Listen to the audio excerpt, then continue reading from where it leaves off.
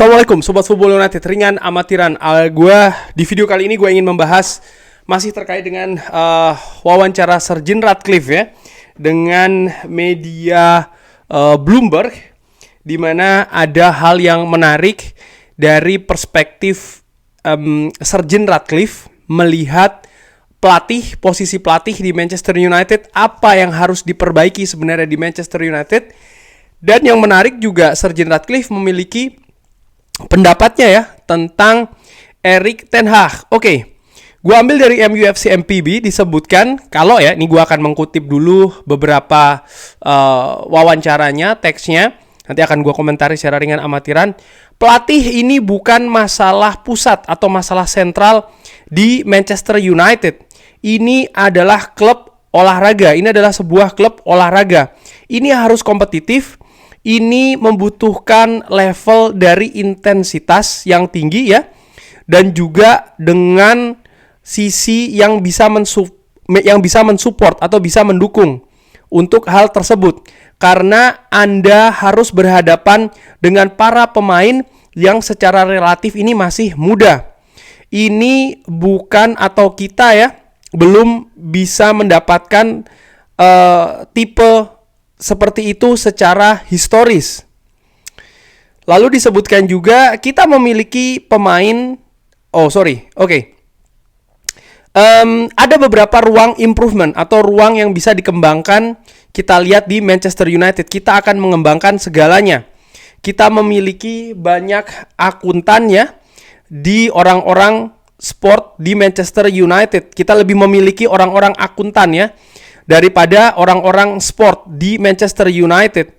Kalau Anda tidak hati-hati ya, tentu saja kita bisa memiliki permasalahan di sektor finansial. Oke, lalu di sisi lain dia juga mengatakan kita memiliki rentetan pelatih-pelatih bagus, tapi tidak ada yang setelahnya ini sukses. Dan masalah akarnya ini bukan pelatih, ini lingkungan di sekitarnya. Dan ini apa yang kita lihat saat ini ya, untuk bisa menciptakan lingkungan yang baik di Manchester United. Nah, Sir Jim Ratcliffe juga memiliki pendapat nih tentang Erik ten Hag ya, untuk kenapa kok keputusan keep atau menahan Erik ten Hag. Kita terus menahan Erik ten Hag ya, atau ya kita terus dengan Erik ten Hag karena dia adalah pelatih yang bagus. Dia melakukan hal yang bagus di Ajax.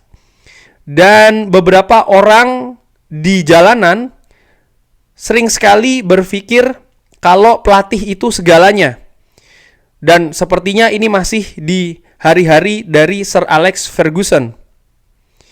Dan kalau gue ambil dari salah satu akun Twitter ini ya, yang gue juga ikuti, Suhail Kodari, mengatakan kalau ya Sir Jim Ratcliffe bilang kan kalau kita memiliki lebih banyak akuntan daripada orang-orang sport di Manchester United.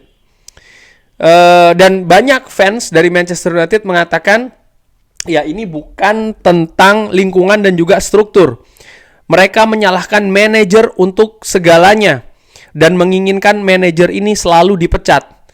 Mereka tidak mengerti. Kurang lebih demikian yang disebutkan. Dan ini sama sebenarnya apa yang dikatakan oleh Sir Jim Ratcliffe, bahwa memang pelatih atau manajer posisi ini bukan masalah pusat dari Manchester United.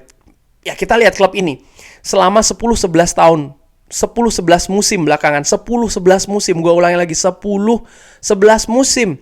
Ini sudah terlalu lama dengan kebiasaan yang sama. Apa itu? Oke, mengontrak pelatih atau manajer baru, situasi bagus. Begitu turun sedikit, pecat, ganti lagi yang baru. Nanti naik lagi, ada masalah lagi, turun sedikit, pecat, naik lagi. Rekrut lagi yang baru, naik lagi. Ke puncak, agak turun sedikit, pecat lagi. Selalu seperti itu, tidak pernah, yang gue selalu sebutkan di Football United, tidak pernah manajer itu diberi kesempatan untuk melakukan perbaikan. Tidak pernah.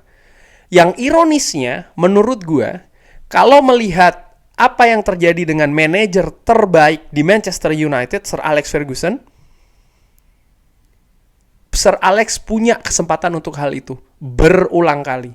Bagus, jelek sedikit, diberi kesempatan untuk diperbaiki, naik lagi. Turun lagi, diberi kesempatan, terus seperti itu. Dan kalau gue bilang tentang Sir Alex Ferguson, gue tahu pasti ada beberapa yang mengatakan, Bang, jangan bawa-bawa Sir Alex Ferguson. Bang, ini itu tentang Sir Alex. Enggak. Gue akan terus membawa Sir Alex Ferguson. Kenapa? Sir Alex Ferguson pelatih terbaik di dunia, salah satu yang terbaik di dunia. Dan dia legenda dari Manchester United. Tidak perlu melihat legenda-legenda dari klub lain ya. Ini Sir Alex Ferguson, banyak sekali value-value, nilai-nilai yang masih relevan untuk bisa diterapkan saat ini. Jadi menurut gue tidak masuk akal kalau ada pendapat mengatakan jangan bawa Sir Alex, jangan bawa Sir Alex ya. Terus siapa yang harus dicontoh? Ada fondasi-fondasi. Ya memang kalau kita berbicara soal masalah strategi, sistem permainan, ya berkembang. Mungkin sudah tidak relevan lagi strategi dari Sir Alex. Ya, tapi urusan klub sepak bola itu bukan hanya soal strategi, taktik di atas lapangan. Juga ada banyak fondasi-fondasi bagaimana cara mengoperasionalkan, cara menjalankan klub ini. Bagaimana seharusnya manajer itu bertindak. Bagaimana seharusnya manajer itu diberikan kesempatan. Apa-apa saja yang harus dilihat, apa-apa saja yang harus disupport, itu menurut gua masih sangat relevan. Jadi sekali lagi, gua secara ringan amatiran ya, nggak sepakat sih kalau jangan bawa-bawa Sir Alex Ferguson. Menurut gua secara ringan amat. Tapi balik lagi, apa yang dikatakan oleh Sir Jim Ratcliffe. Sir Jim Ratcliffe pun juga mengatakan kan tadi, nampaknya masih melihat seperti kayak di zaman Sir Alex Ferguson, bahwa memang pelatih itu merupakan sentral dari segalanya. Ini salah satu kuncinya, bahwa Manchester United selama 10-11 tahun belakangan ini masih melihat, oke, dengan sosok Sir Alex Ferguson, dengan posisinya seperti ini kita ganti-ganti ya, ini bisa seperti beliau. Ternyata tidak. Sepak bola sudah berkembang. Ini salah satu hal yang tidak relevan menurut gue. Yaitu adalah ketika zamannya Sir Alex Ferguson, semuanya ini bisa dibebankan ke Sir Alex Ferguson. Sistem model klub sepak bola pada saat itu masih bisa.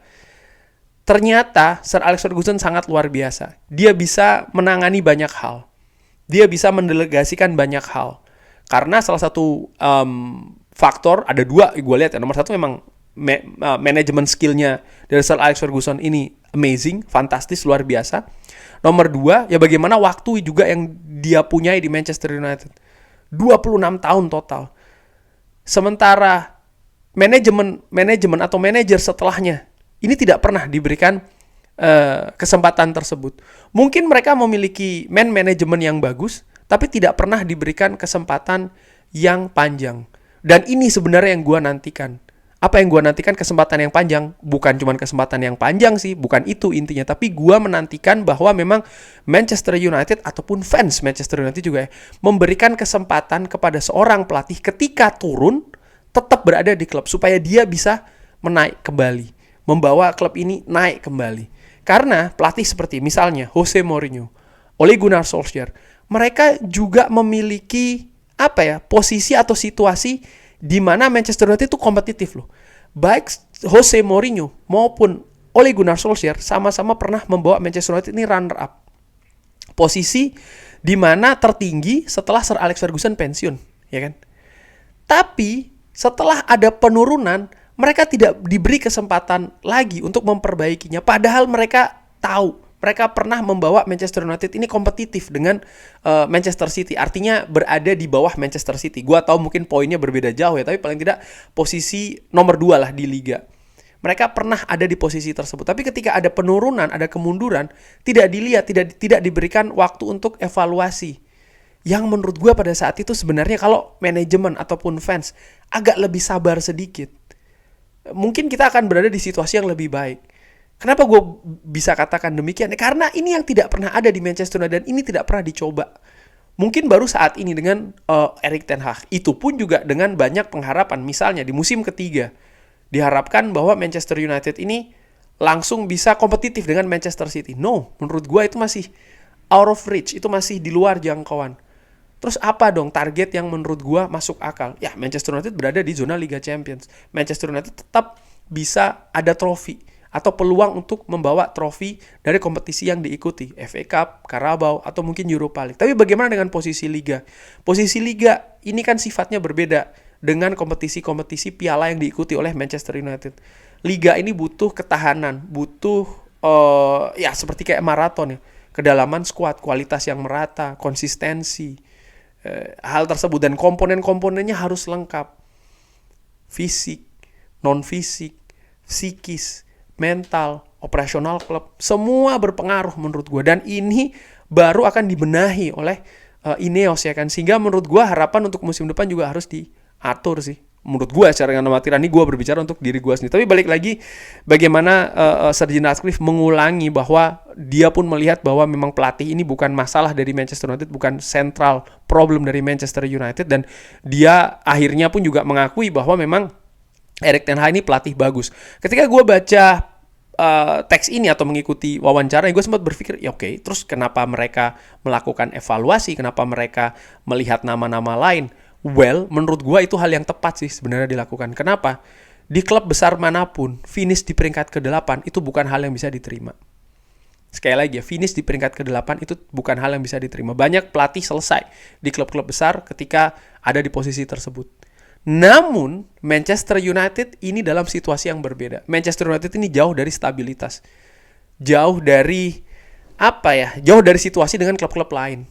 Sehingga tidak bisa diambil solusi juga sama seperti klub-klub lain yang ambil solusi gitu. Misalnya Real Madrid, Barcelona, Bayern Munchen, atau klub-klub lain di Liga Inggris. Nggak bisa. Harus dilihat hal yang lebih fundamental dulu. Hal inti yang harus diperbaiki dulu. Yaitu adalah manajemen. Gue sepakat dengan Sir Jim Ratcliffe. Maksud gue begini, kalau manajemen itu sudah rapi, kalau manajemen itu sudah bisa bekerja, kalau struktur itu sudah baik, kalau operasional sudah bisa rapi, artinya dengan orang-orang komponen-komponen sudah ada, lalu ya kinerja sudah bisa bergulir ya, bisa berputar, lalu pelatih ini berada di peringkat ke-8 atau bahkan di peringkat ke-6, selesai dipecat, itu hal yang sangat normal sih menurut gue. Tapi ketika manajemen ini tidak rapi, tidak kompeten, karena tadi disebutkan lebih banyak akuntan daripada orang yang memiliki background olahraga. Bagaimana mungkin? Ini mengingatkan gue betul dengan pendapat Louis van Gaal yang menyebutkan Manchester United ini merupakan salah satu klub terbesar di dunia, bahkan ya klub sepak bola terbesar di dunia yang dijalankan oleh orang-orang yang tidak mengerti sepak bola. Ini kan ironis sebenarnya. Dan ternyata beberapa musim kemudian, Sir Jim Ratcliffe pun juga kurang lebih mengatakan hal yang sama. Bahwa klub ini lebih dijalankan oleh akuntan daripada dengan orang-orang olahraga, orang-orang sporting. Ini kan hal yang, oke, tapi balik lagi ya, menurut gue ya memang harus ditempatkan dulu orang-orang yang memang mengerti tentang klub sepak bola, dijalankan dulu, baru dilihat hal-hal lainnya, termasuk pelatih, termasuk misalnya bahkan pemain, ya kan, akademi dan lain-lain. Tanpa inti yang tepat, tanpa manajemen yang memang kompeten di bidang olahraga sepak bola untuk menjalankan klub sepak bola ini, ya percuma saja sih menurut gue. Gonta-ganti pelatih, gonta-ganti pemain, bahkan ya pemain-pemain mahal datang. Dan menurut gue ini sangat relevan, sangat sesuai banget, karena 10-11 tahun belakangan ini Manchester United mendatangkan top coaches, ya kan, pelatih-pelatih top, mendatangkan pemain-pemain top, pemain-pemain mahal. Tapi apa yang terjadi? Tidak bisa konsisten dalam meraih prestasi. Gue tidak bilang tidak pernah ada prestasi ya, no, karena trofi tetap hadir dalam 10-11 musim belakangan ini, tapi kan tidak dalam level yang kompetitif secara konsisten. Artinya sepanjang musim lebih banyak berada di perburuan gelar juara misalnya, atau ya seperti layaknya klub besar lah. Ini kan tidak terjadi di Manchester United, sehingga ya gue sepakat sih, sekali lagi gue sepakat dengan Sir Jim Ratcliffe, ada hal yang harus diperbaiki. Nah, sekarang tinggal gue lihat bagaimana Ineos memperbaiki hal ini. Kurang lebih demikian. Terima kasih sudah menyaksikan. Jangan lupa like, sholat, dan juga subscribe. Wassalamualaikum warahmatullahi wabarakatuh. Thank you.